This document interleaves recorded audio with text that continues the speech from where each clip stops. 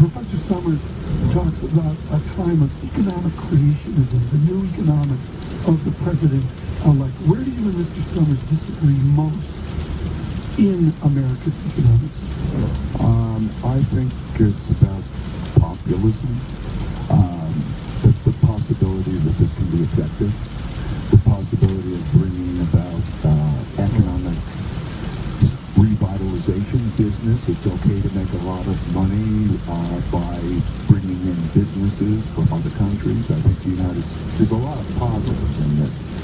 I think the big question is whether it'll be well navigated. There's some populism going on, so let's label this around the world as a phenomenon called populism.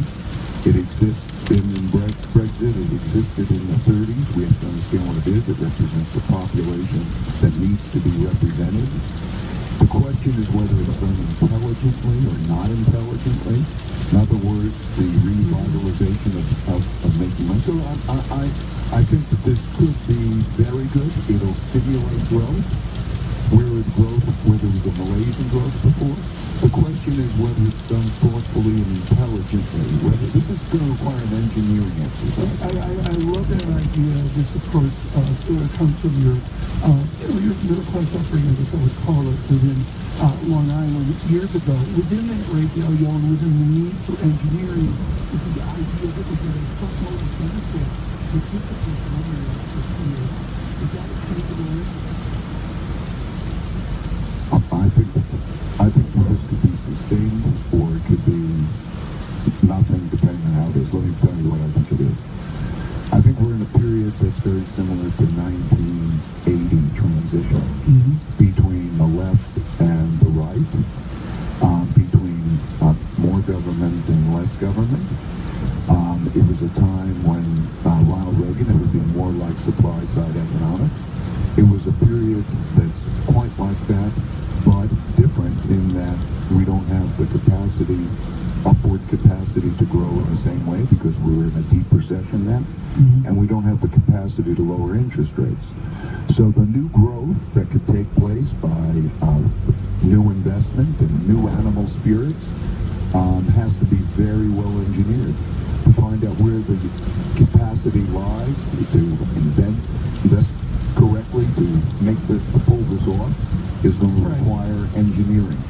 And I think the real question will be whether there's the skill and the patience to engineer a unique recovery when the economy is where it is. Let's bring in David Gura in New York City. David Gura this morning with Ray Dalio in Dallas. Did you have a better sense of what the blueprint is going to look like? You've written about trying to understand how the levers will be moved and what the outcome of moving them is likely to produce. You wrote that shortly after the U.S. presidential election. Are we any closer to getting a sense of what that engineering mechanism is going to look like? I think we know all the broad senses, and I don't think we know any of the details. When I think like the devil is in the details. I mean, I think we know that there's going to be more protectionism, more capital investment, more tax benefits for companies, more changes in tax rates. We know that there's going to be a lot of things.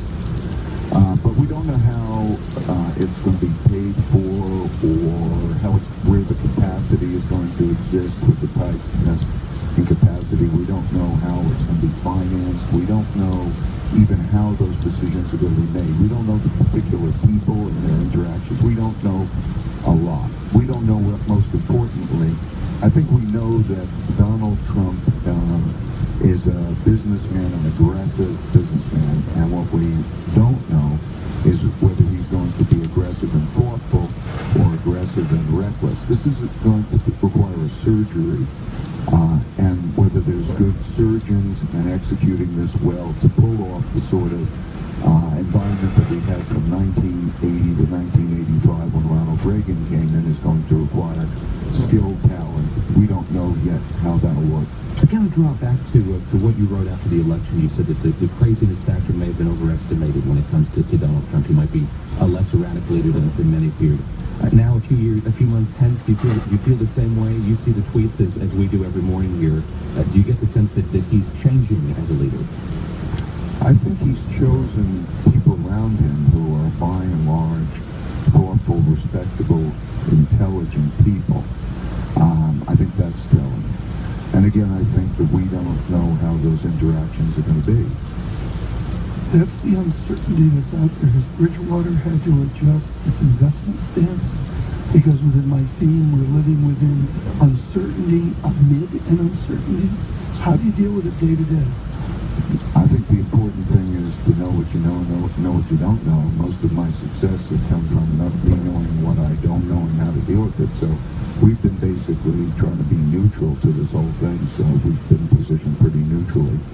In other words, there's a way to diversify yourself away from this. I don't want to take bets on this right now. Ray Dalio, thank you so much at Bridgewater this morning. With us here at the meetings of the World Economic Forum in Davos. Day 3, David Gura, really extraordinary, again, important speeches and important interviews, but more than anything, I had a prediction that we would nudge towards trade, that we would move toward a debate on trade, and that's been brought forward in spades by the comments of the Prime Minister of the United Kingdom. You heard from Lloyd Blankfein earlier this morning. He was speaking with our John Mickelson interview later in the program. What did he was responding to her comments about the Brexit process? Well, I think it's a great uncertainty, and it's a cliche now, and everybody trots out the schedules. I know Francine likes to talk about Article 50. I think they're just trying to get in more time, to get another month, another 2 months, another 3 months behind, and hope that the good boom in the United Kingdom continues. From Davos, from New York, this is Bloomberg. Tom, let's get checked out national and world headlines with Michael Barr. Michael? Good morning, David. Good morning, Tom. Rescue workers on skis reached a 3-story hotel that was buried by an avalanche in central Italy. Dozens of people are missing in the hotel in the central Abruzzo region. It is President Obama's last full day in office. White House officials say the president plans to grant more commutations and pardons today, after already issuing hundreds earlier this week. This last batch will focus on nonviolent drug offenders. President-elect Trump will name former Georgia Governor Sonny Perdue as the next U.S. Secretary of Agriculture. That's according to people familiar with the matter. Meanwhile, former Federal Trade Commission member Joshua Wright is said to be under consideration to head the Justice Department's Antitrust Division. Global news 24 hours a day, powered by more than 2,600 journalists and analysts in more than 120 countries. I'm Michael Barr. This is Bloomberg. David, Tom? Michael Barr, thanks so much. Real churn of the market, bonds churning, equities, futures down 2, Dow futures negative 10. Gold you see down $9, 12.02 the ounce. Again, Mexican peso, 1 day before the inauguration, weakening out to a 22 print. Tomorrow, Donald Trump makes history when he's sworn in as the 45th President of the United States. And of course, the first thing he's going to do is go live on the air on Sirius XM Comedy Grace to speak directly to you. Basically lies. Huge lies. Okay, so it's really comedian J.L. Coleman pretending to be Donald Trump and taking your calls. Do you have any role models? You know, obviously me. That's who my hero is. Comedy Grace live inauguration day special tomorrow, 3 p.m. on Comedy Grace, Sirius XM 94. This is a story about a business. It started as just an idea, but one person believed in that idea enough to nurture it, work for it, and invest it.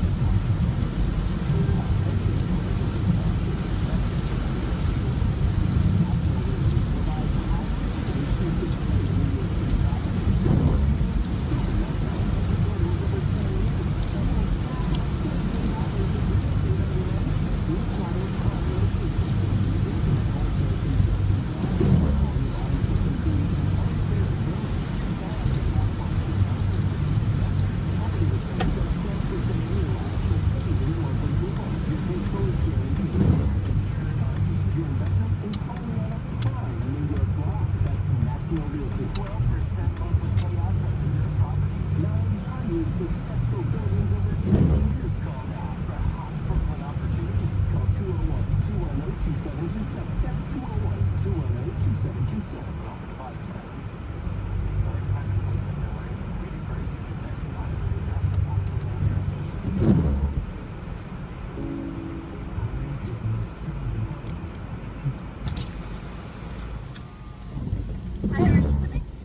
Good. Hi. Let me do number 25. Sausage or bacon? Bacon, please.